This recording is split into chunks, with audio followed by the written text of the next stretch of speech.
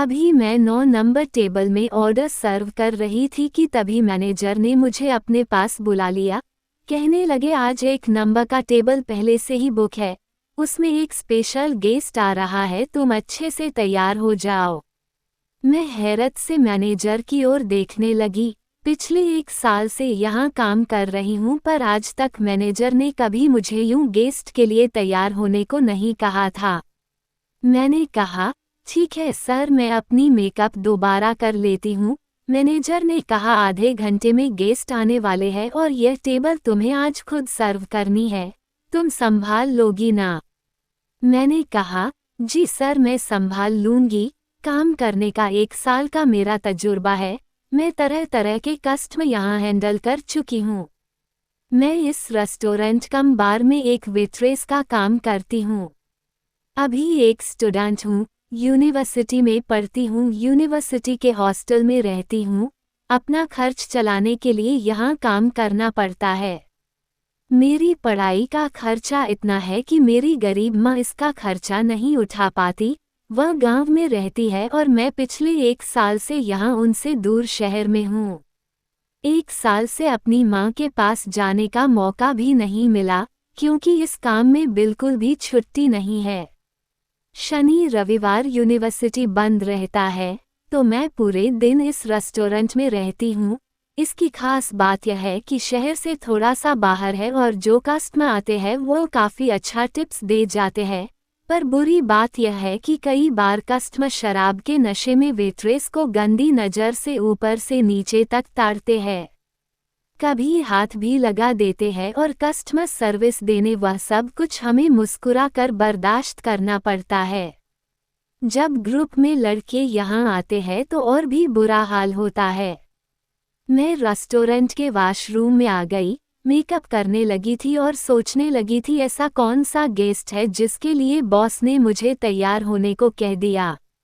करीब आधे घंटे के बाद मैनेजर ने कहा, वह गेस्ट आ चुके हैं, जल्दी से टेबल नंबर 1 के पास जाओ। मैंने हल्का पुल्का मेकअप किया था, अपने बाल ठीक से कर लिए थे और होठों में थोड़ी डीप कलर की लिपस्टिक लगाई थी। यहाँ की यूनिफॉर्म शर्ट और शॉर्ट्स कट पहनी हुई थी, पैरों में बूट्स थे। मैं काफ़ी लंबी हूँ, काफ़ी कॉन्फिडेंस के साथ उनके टेबल के पास चली गई। प्यार से कस्टमर की तरफ देखते हुए कहा, good evening sir, how can I help you? Table number 1 में 2 गेस्ट आए हुए थे, 2 लड़के थे। उनमें से एक लड़का शूट बूट में था। यहाँ तो ज़्यादातर लड़के कैजुअल ड्रेस में ही आते हैं। लाइव म्यूजिक चलती रहती है, लोग डांस करते हैं। चेहरा बहुत शार्प था, काफ़ी हैंडसम लड़का था, देखकर ही लग रहा था काफ़ी अमीर होगा, पर मैं उन्हें पहचान ना पाई। आज पहली बार ही उन्हें देखा था। उनके साथ जो लड़का था वह जीन्स टॉप में था। उसने कहा, राघव क्या लेने वाले हो बताओ? राघव की नज़र तो मुझ पर ही टिक गई थी। मुझसे कहा, तुम्हारा नाम? मैंने कहा, मेरा नाम आलिया है। उसने कहा, सूरज तुम मेनू डिसाइड कर लो। कहकर उसने मेनू कार्ड उसकी ओर बढ़ा दिया और मुझे सर से पांव तक देखे जा रहा था। मुझे अनकंफर्टेबल लग रहा था। मैं करीब 5 मिनट से वहां पर खड़ी थी, पर उन्होंने अब तक कोई भी ऑर्डर नहीं दिया था। मैंने कहा, सर मेरी हेल्प चाहिए, क्या शायद आपको समझ ना आ रहा हो क्या ऑर्डर करे? मेरी बात सुनकर राघव मेरी तरफ देखने लगा और मन ही मन मुस्कुराने लगा। न जाने मुझे देखकर वह क्या सोच रहा था। उसका दिमाग पढ़ पाना मेरे बस की बात नहीं थी, पर मुझे अब गुस्सा आने लगा था। इतनी देर से वह लोग मुझे वेट कराए जा रहे थे। थोड़ी देर बाद राघव ने कहा, हमें थोड़ा टाइम लगेगा डिसाइड करने में, आप यहाँ बैठ क्यों नहीं जाती? मैंने कहा, कोई बात नहीं सर, यह मेरा काम है, मैं कस्टमर के सामने कैसे बैठ सकती हूँ, मैं यहाँ की एक एम्प्लॉय हूँ। उसके चेहरे पर एक मुस्कुराहट साफ नजर आ रही थी। मैंने कहा, एक काम करती हूँ सर, आप मेनू डिसाइड कर लें, तब तक मैं दूसरे टेबल में जा रही हूँ, थोड़े वक्त में मैं आपके पास दोबारा लौटती हूँ। मुझे यहाँ खड़ा होना बहुत ही और लग रहा था। इसलिए मैंने उसे ऐसा कह दिया था, क्योंकि काफ़ी देर से मैं यहाँ खड़ी थी।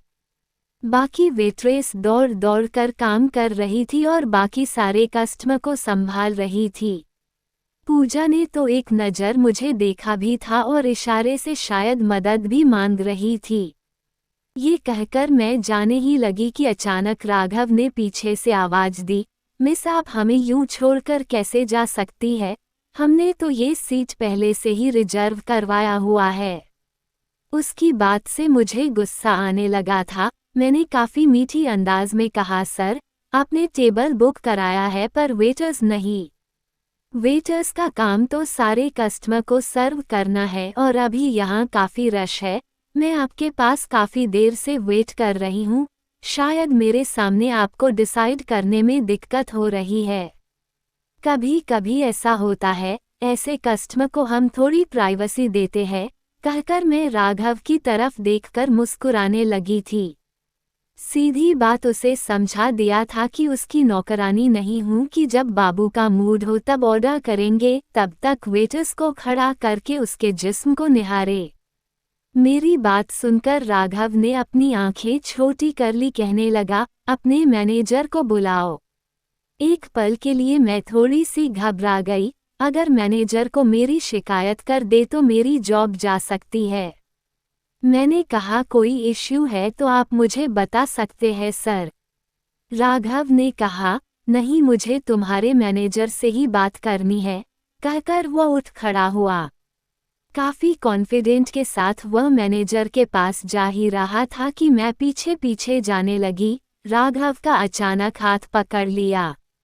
मैं काफ़ी घबरा गई थी कि मेरी शिकायत ना लगा दे।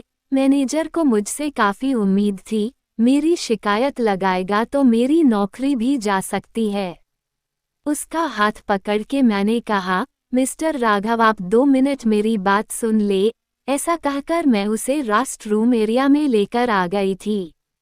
मैंने कहा, सर देखो मैं यूनिवर्सिटी की स्टूडेंट हूँ, ये काम करके अपनी पढ़ाई का खर्च चलाती हूँ। अगर आपने मेरी शिकायत की तो मेरी नौकरी खतरे में पड़ जाएगी, प्लीज़ आप मैनेजर से कुछ ना कहें। ऐसा कहकर मैं उसकी तरफ एक उम्मीद भरी निगाहों से देखने लगी थी। उसके चेहरे पर एक मुस्कुराहट आ गई, कहने लगा, तुम बहुत क्यूट हो, फिर मुस्कुराता हुआ जाने लगा। डर के मारे मेरी हालत बहुत खराब थी। वह सीधे जाकर अपनी सीट पर बैठ गया। अपने दोस्त के साथ न जाने क्या बातें कर रहा था। मैं घबराई हुई थी, उसके टेबल पर आकर खड़ी हो गई। राघव के फ्रेंड सूरज ने मुझे कुछ ड्रिंक्स मंगवाया। अब मैंने राहत की सांस ली। बाहर जाकर उनके लिए उनके पसंदीदा ड्रिंक्स का इंतजाम करवाने लगी थी। थोड़ी देर बाद उसे लेकर उनके पास आ गई। उसने मुझे कुछ स्नैक्स लाने को कह दिया। मैं स्नैक्स लाकर जैसे ही उनकी टेबल के सामने खड़ी हुई, उन दोनों की आपसी बातें मेरे कानों में आ गई। सूरज राघव से कह रहा था, अगर तुम्हें मोनिका पसंद नहीं है तो शादी के लिए ना क्यों नहीं कर दे। तुम इतने पावरफुल हो, अपनी मर्जी के खिलाफ तुम्हें किसी अमीर लड़की से शादी करने की क्या ज़रूरत है। मेरी बात मानो, ये रिश्ता ठुकरा दो, अपनी एंगेजमेंट तोड़ दो। इतना सुन लिया था। मैंने कहा, एक्सक्यूज़ मी सर। वो दोनों मेरी ओर देखने लगे थे। मैंने मुस्कुराते हुए उनका स्नैक्स शेयर किया था। फिर वह लोग अपना डिनर एंजॉय करने लगे। तब तक मैं दूसरे टेबल में काम संभालने लगी। पूजा ने कहा, यार तुम कहाँ थी, आज इतना रश है, दौड़ते दौड़ते हमारी हालत खराब हो गई है। मैंने कहा, मैनेजर साहब ने मुझे टेबल नंबर 1 को सर्व करने के लिए लगा रखा है। कोई स्पेशल गेस्ट आए हैं पर शायद उनकी टेबल में जाने में टाइम लगेगा। तुम लोगों की मदद कर देती हूँ। बीच बीच में राघव की टेबल में जाकर उनके बारे में भी पता लगा ले रही थी। आज यूं दौड़ते भागते मेरी हालत बहुत खराब हो गई थी। राघव ने इशारे से मुझे बुला लिया और बिल लाने को कहा। मैं बिल लेकर उनके टेबल में आ गई थी। बिल पेमेंट करने के बाद उन्होंने मुझे 10,000 रुपये का टिप्स दिया। ये देखकर मुझे बहुत ही झटका लगा। 100-500 टिप्स तो हमें हर टेबल में मिल जाता था, पर आज तक इतना ज़्यादा टिप्स मुझे कभी नहीं मिला था। राघव कहने लगा, तुमने काफ़ी अच्छा सर्व किया, थैंक यू मिस आलिया। मैंने कहा, thank you so much sir. ऐसा कहकर मैं वापस किचन में आ गई थी। बचा हुआ काम खत्म कर रही थी। रात के 2 बजे बज चुके थे। शाम 6 बजे से लेकर रात 2 बजे तक मेरी ड्यूटी रहती थी।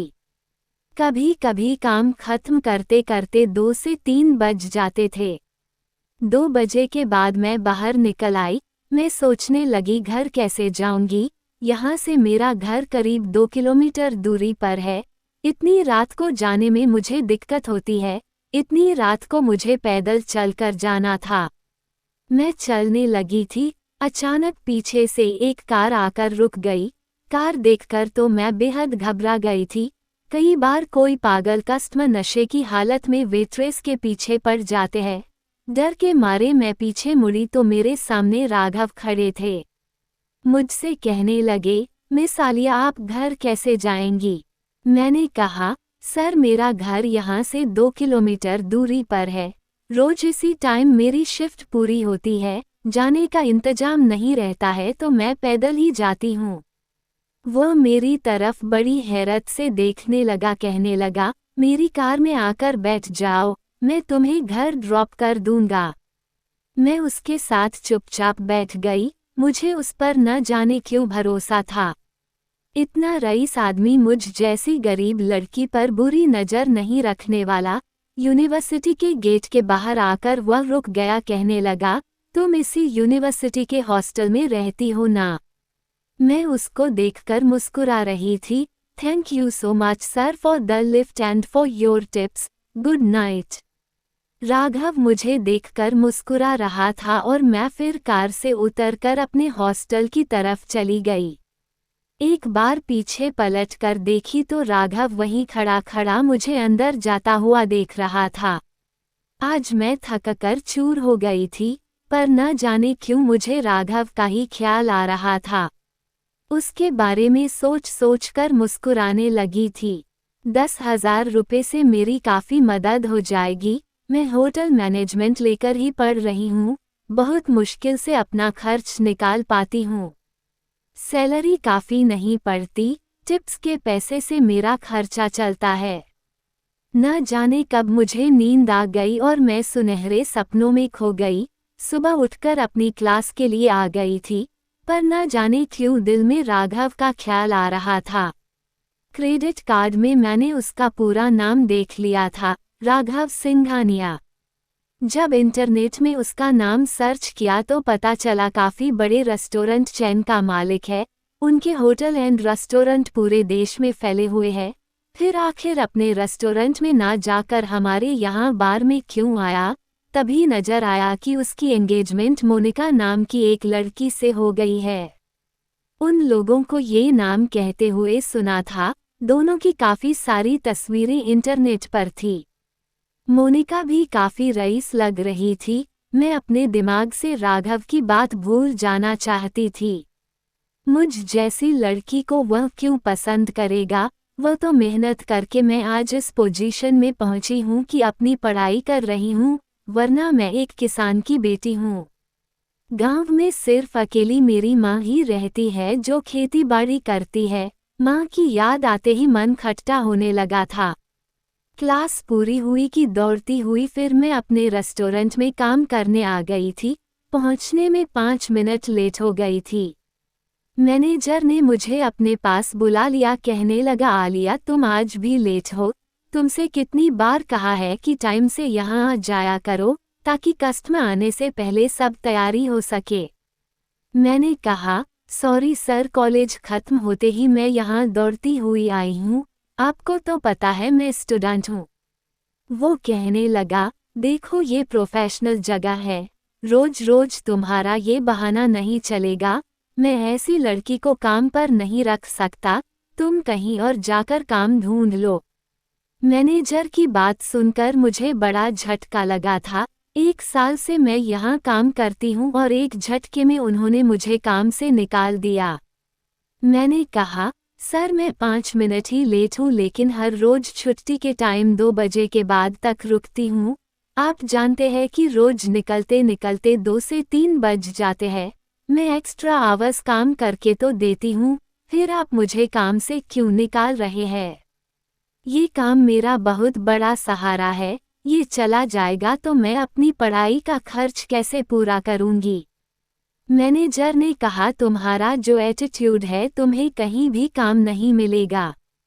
ये सुनकर मेरी आंखों में आंसू आ गए थे। मैं होटल मैनेजमेंट लेकर ही पढ़ रही हूँ, ये काम मैं अपने एक्सपीरियंस में दिखा सकती थी। अभी 1 साल की पढ़ाई रह गई है, मैं क्या करूँगी? मेरे कुछ भी समझ में नहीं आ रहा था। रोती रोती पैदल में घर जाने लगी। अचानक मुझे एहसास हुआ कोई मेरा पीछा कर रहा है।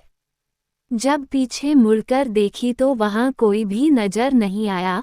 मैं चलने लगी थी लेकिन बार बार मुझे एहसास हो रहा था मुझ पर कोई नजर बनाए है। मैंने सोचा शायद आज मेरे साथ इतना बुरा हुआ है, इसी वजह से ऐसा महसूस कर रही हूँ। रास्ते में पूजा का फोन भी आ गया था। मैं फोन पर रोने लगी थी, कहने लगी, मैंने इस रेस्टोरेंट में 1 साल दिया और एक झटके में उन्होंने मुझे काम से निकाल दिया। उसने कहा, बात मुझे कुछ और ही लगती है। मैनेजर के पास किसी का फोन आया था, उसके बाद ही उसने तुम्हें काम से निकालने का फैसला किया था।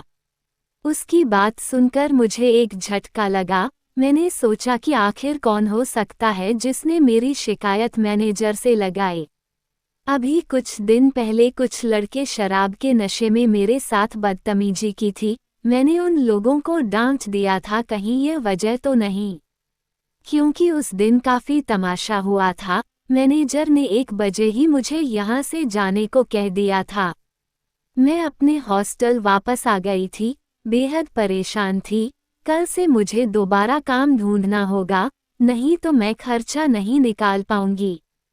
यही सोच रही थी कि तभी मेरे मोबाइल में किसी का कॉल आ गया। मैंने फ़ोन पिक किया तो सामने वाला कहने लगा, मैं सूरज हूँ, कल तुम्हारे रेस्टोरेंट में आया था। मैंने कहा, आई एम सॉरी सर, पर आज मैं रेस्टोरेंट में नहीं हूँ, आज आपकी कोई मदद नहीं कर पाऊंगी, मेरी नौकरी चली गई है। उसने कहा, पर तुमने तो काफ़ी अच्छे से हमें सर्व किया था। मैंने कहा, सर शायद किसी ने मेरी शिकायत लगाई होगी तभी मेरा काम चला गया। उसने कहा, तुम फिक्र मत करो, मैं राघव से बात करके देखता हूँ, शायद उसके होटल में तुम्हें कोई काम मिल जाए। मुझे काम की सख्त ज़रूरत थी। आधे घंटे के बाद सूरज का फ़ोन आ गया। वो बोला, जो एड्रेस भेजा है वहाँ आधे घंटे में आ जाओ इंटरव्यू देने। मैं तुरंत ही वहाँ से इंटरव्यू देने निकल गई, पर सोचने लगी आखिर सूरज को मेरा कॉन्टैक्ट नंबर कहाँ से मिला, मैंने तो अपना नंबर नहीं दिया था। आधे घंटे में इंटरव्यू का भी अरेंजमेंट कर दिया। मुझे बहुत ही अजीब सा लगा, पर पता नहीं था आगे मेरा क्या इंतजार कर रहा है। जैसे ही यूनिवर्सिटी गेट से बाहर निकली मुझे दूसरा झटका लगा, क्योंकि गेट के सामने राघव खड़ा था। मैं हैरत भरी निगाहों से उसे देखने लगी। कहने लगा, मैं तुम्हारा इंतजार कर रहा था, आओ कार में बैठ जाओ। मैंने कहा, मुझे इस एड्रेस पर जाना है इंटरव्यू देने। वो मुस्कुराने लगा, कहने लगा, यह मेरी ही कंपनी है। उसके साथ न जाने क्यों मुझे आज अजीब सा फील हो रहा था। राघव मन ही मन मुस्कुराने लगा। अचानक मुझसे कहा, मुझे माफ कर देना, तुम्हारी यह जॉब मेरी वजह से गई है। उसकी बात सुनकर मैं बिल्कुल शॉक्ड हो गई। मैंने कहा, तुमने मेरी शिकायत लगाई? उसने मुस्कुराकर कहा, ज्यादा कुछ कहना नहीं पड़ा, तुम्हारे मैनेजर को फोन करके कहा कि उस लड़की को काम से निकाल दो। अब मैं बेहद गुस्से में आ गई, कहने लगी, तुमने ऐसा क्यों किया? कल तुम्हें अच्छे से सर्व किया था मैंने, कुछ शिकायत थी तो मुझे भी तो कह सकते थे ना। ऐसे ही मेरा मूड खराब था राघव की बातों से, और मेरा मूड खराब हो गया। मुझे देखकर कहने लगा, तुम्हारी इंटरव्यू है, मूड खराब करने की जरूरत नहीं है, वरना जॉब नहीं मिलेगी। मैंने कहा, इसका क्रेडिट भी तुम्हें ही जाता है, तुमने जो मुझे जॉब से निकलवा दिया। उसने कहा तुम्हारा मैनेजर रात को 2 बजे तुम्हें छोड़ देता है और फिर रोज तुम 2 किलोमीटर का रास्ता पैदल चलती हो। कार के कस्टमर्स तुम्हारे साथ बदतमीजी करते हैं, तुम्हारा तमाशा बनाते हैं, किसी दिन किसी खतरे में पड़ जाओगी। इतना अच्छा होटल मैनेजमेंट का कोर्स कर रही हो तो फिर वेट्रेस की जॉब करने की क्या ज़रूरत है।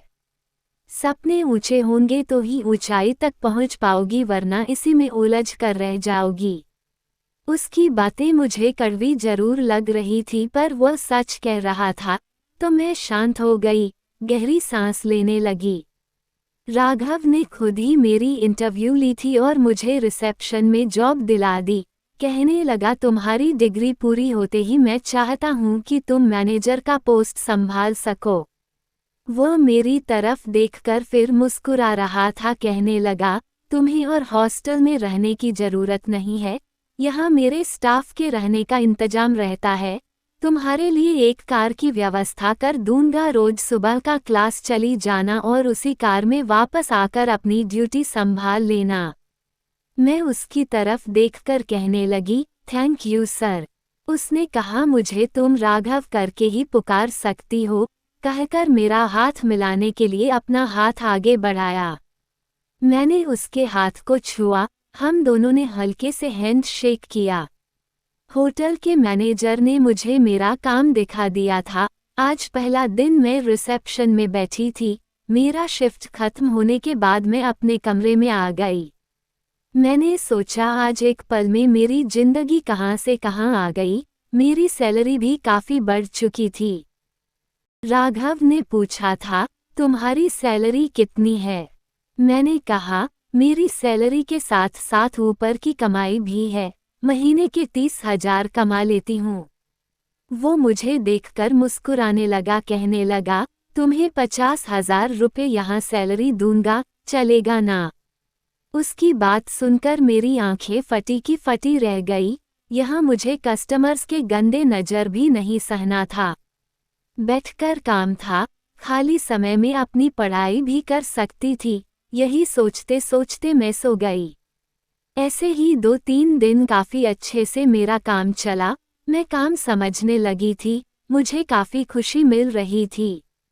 एक दिन रात को मैं सोने गई, तभी अचानक राघव का कॉल आ गया। कहने लगा मेरी प्रेसिडेंसी सूट में आ जाओ अभी के अभी। मैंने कहा सर मेरी शिफ्ट खत्म हो गई है, मैं सोने जा रही हूँ। उसने कहा जो कहा है करो, मैं तुम्हारा बॉस हूँ। राघव पर आज मुझे गुस्सा आया। यहाँ रुकने का यही नुकसान था कि जब मर्जी होता था मुझे अपने पास बुला लेता था। मेरी कल क्लास है, मुझे बिल्कुल भी जाने का मन नहीं था।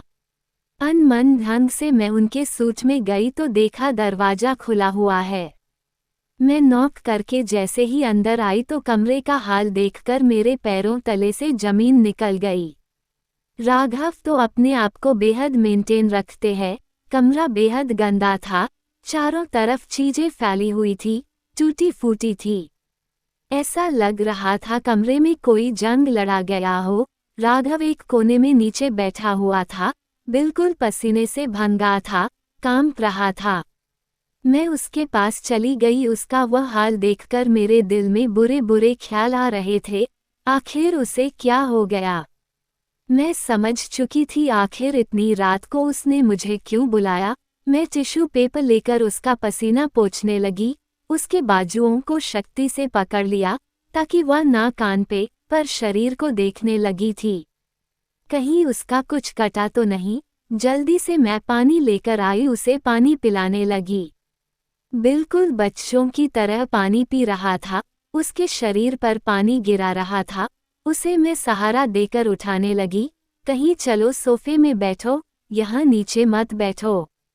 काफ़ी परेशान लग रहा था, न जाने उसे क्या हो गया था। किसी तरीके से सहारा देकर मैंने उसे सोफे में बैठा दिया। मैंने कहा राघव मैं डॉक्टर बुलाऊं क्या? उसने कहा नहीं बस तुम मेरे साथ रहो आलिया। उसने मेरा हाथ कसकर पकड़ लिया था। मेरा हाथ दुखने लगा था, पर मैंने कुछ नहीं कहा, शायद वह मुझसे सहारा चाहता था।